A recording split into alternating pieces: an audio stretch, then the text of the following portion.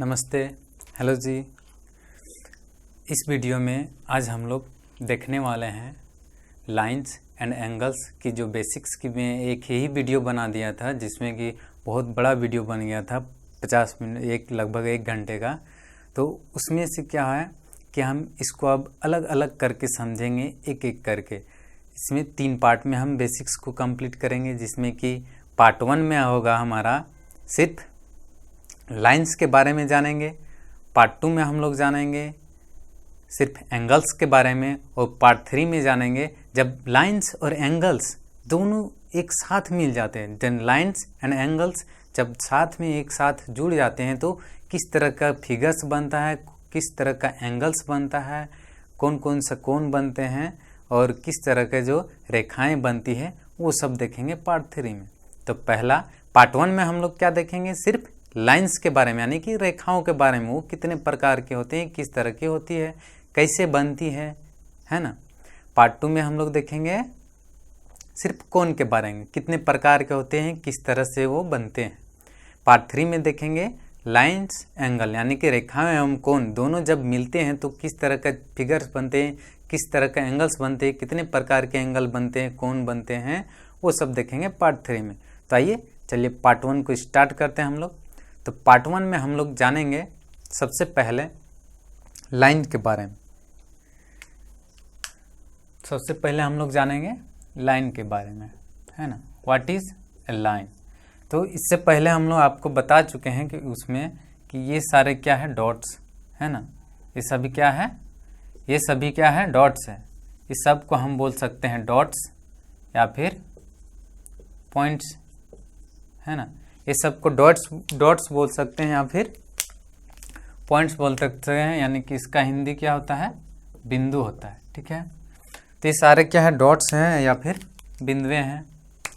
तो इसका नाम दे सकते हैं हम लोग A, B, C, D, E, F, G, यानी कि point A, point B, point C, point D, point G, या फिर कह सकते हैं बिंदु एफ, ई, ए, बिंदु बी, बिंदु सी, इस तरह से नाम दे सकते हैं, है ना। तो ये जब कंटिन्यूअस होते हैं, ये पॉइंट्स क्या है, जहाँ तहाँ है ना, कोई किसी ऑर्डर में नहीं है। तो जब इन सब को हम लोग एक ऑर्डर में लेते हैं, एक अरेंज वे में, स्पेसिफिक वे में लेते हैं, जैसे कि ये सब एक लाइन में और लगातार होते हैं। जैसे देखिए यहाँ पे क्या है, ये सब क्या है, डॉट्स एक दूसरे से लगातार नहीं है, एक दूसरे के बीच में गैप है। जब इसको लगातार कंटिन्यूअस लेते हैं, है ना, कंटिन्यूअस, इनके बीच में कोई गैप नहीं होगा, तो इस तरह का होगा, बहुत सारे डॉट्स लेंगे, है ना। तो इस तरह से होगा जब कंटिन्यूअस लेते हैं। तो सिर्फ ऐसे ही नहीं, इसको अगर हम सिंपल लेके जाएं, सारे डॉट्स को देखिए, एक लाइन के इस लकीर की तरह दिख रहा है, तो इसको हम लोग सारे डॉट्स को कंटिन्यूअस हम लोग सिंपल ऐसे करके लिख सकते हैं, है ना।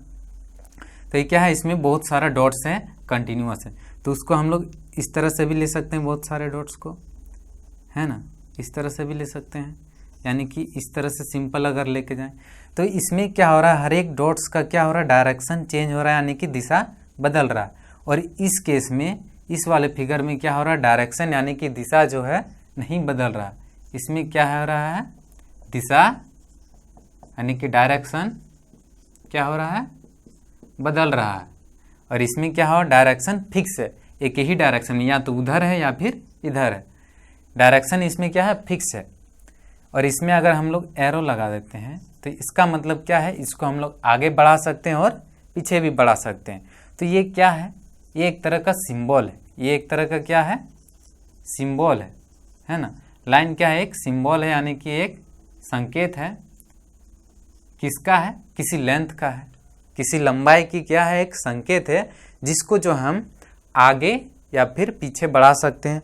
और इसमें क्या है कि ये स्टार्ट कहाँ से हो रहा है, कोई कह सकता है यहाँ से, कोई यहाँ से, कोई यहाँ से, कोई यहाँ से, यानी कि ये स्टार्ट कहाँ पे होगा किसी को पता नहीं है।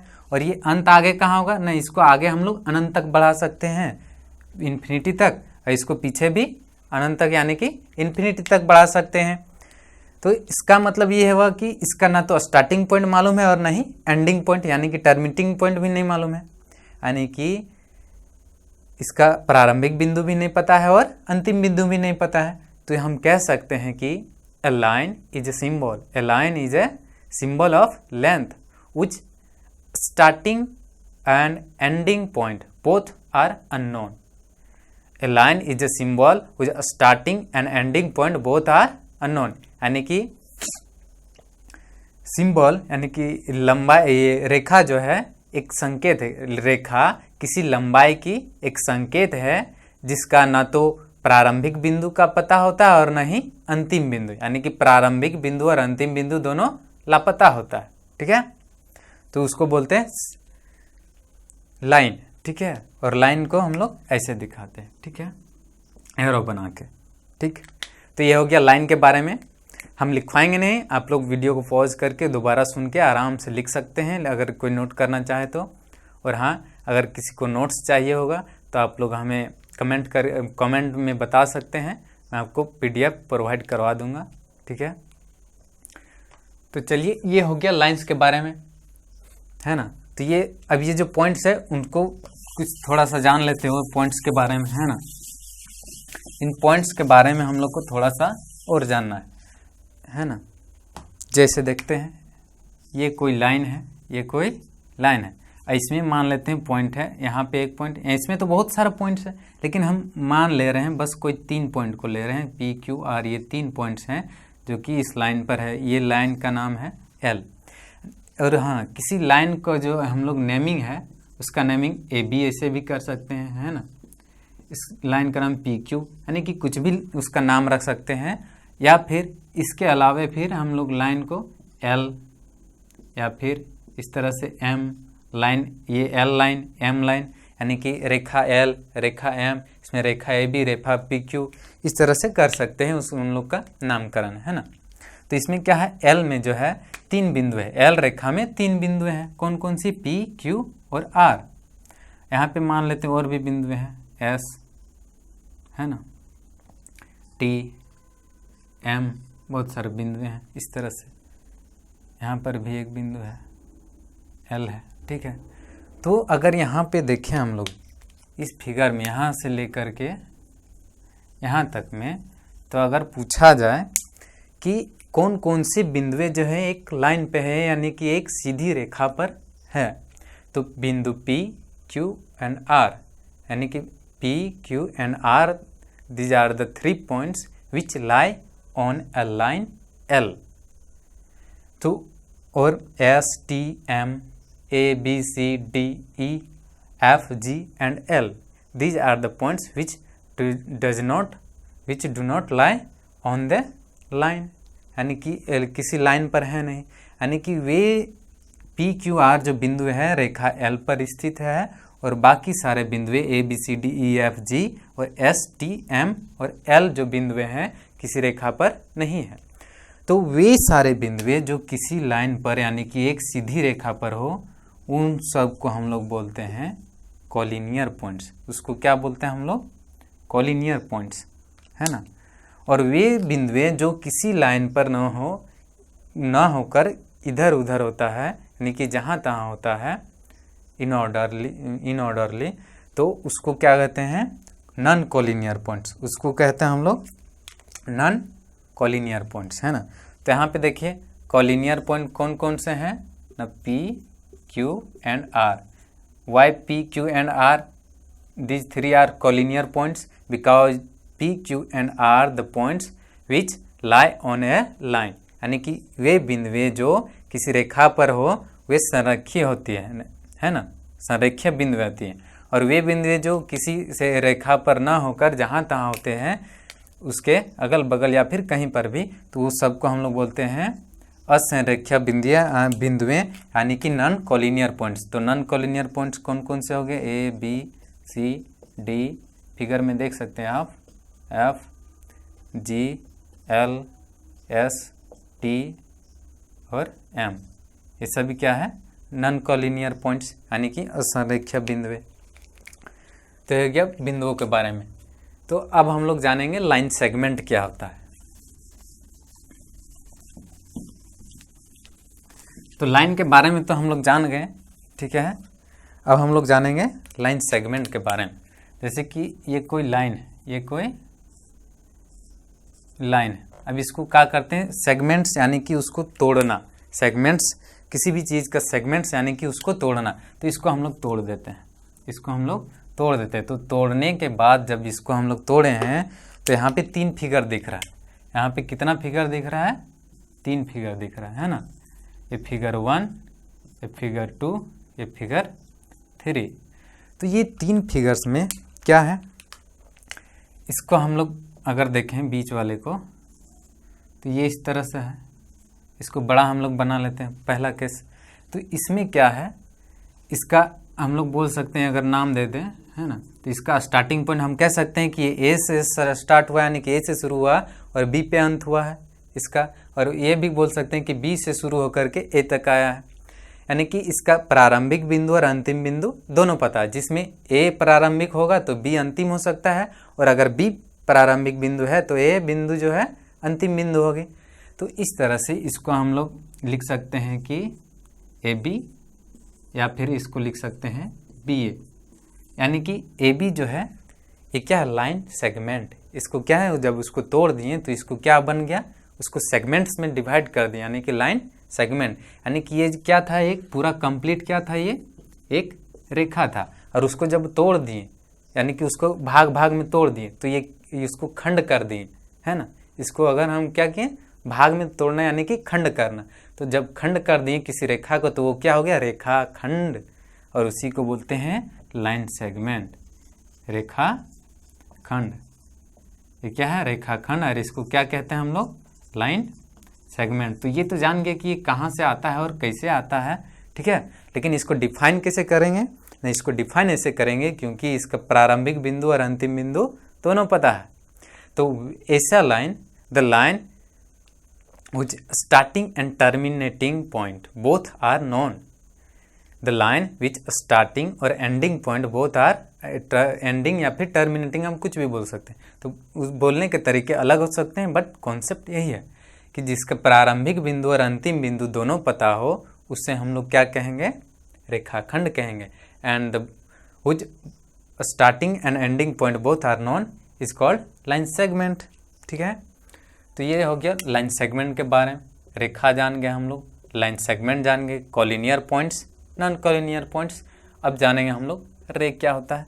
तो रे क्या है, यहीं पे छिपा हुआ है, रे भी जो है यहीं पे छिपा हुआ है, ठीक है। तो यहाँ पे देखिए, तो ये जो पार्ट 1 बचा था, ये जो फिगर 1 तो हो गया।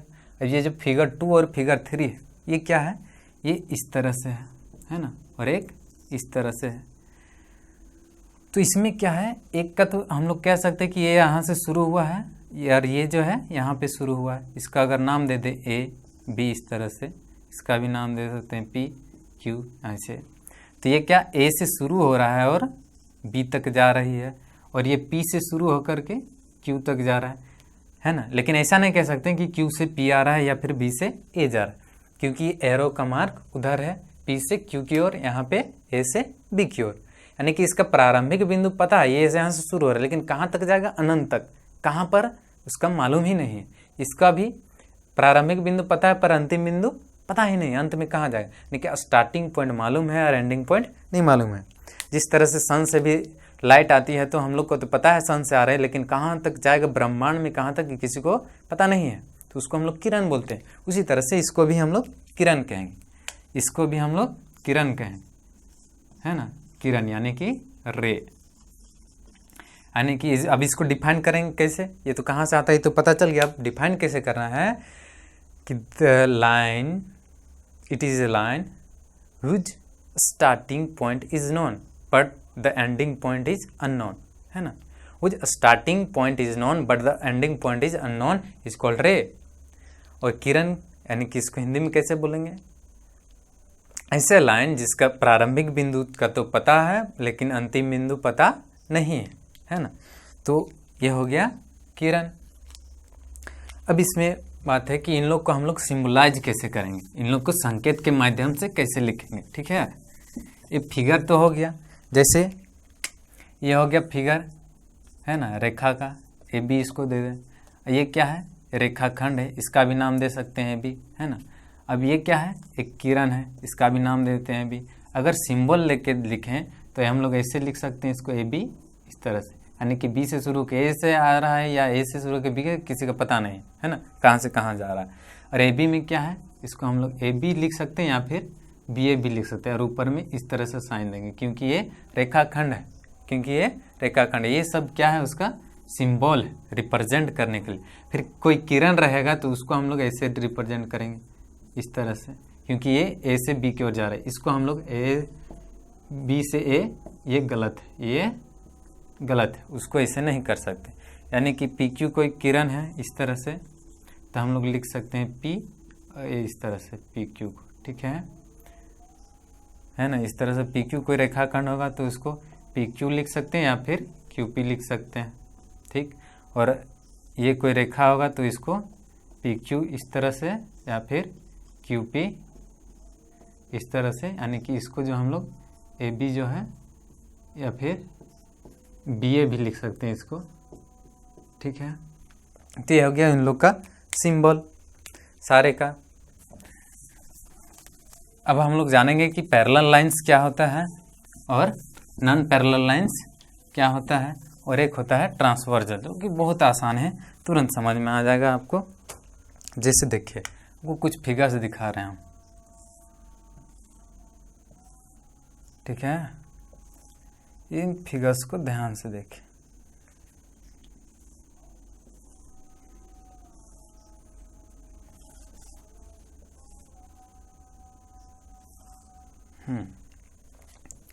तो यहाँ पे देखने वाली बात है, सबको ध्यान से देखें।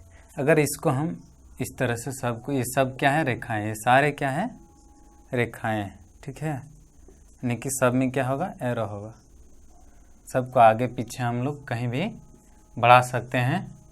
तो आइए चलिए देखते हैं। अब इसमें क्या है कि इसको हम लोग आगे पीछे बढ़ा सकते हैं, तो बढ़ा करके देखते हैं। इसको आगे बढ़ा रहे हैं, इसको भी आगे बढ़ा रहे हैं, बढ़ रहा है, ठीक है। इसको आगे बढ़ा देते हैं, इसको भी आगे बढ़ा देते हैं, ठीक है।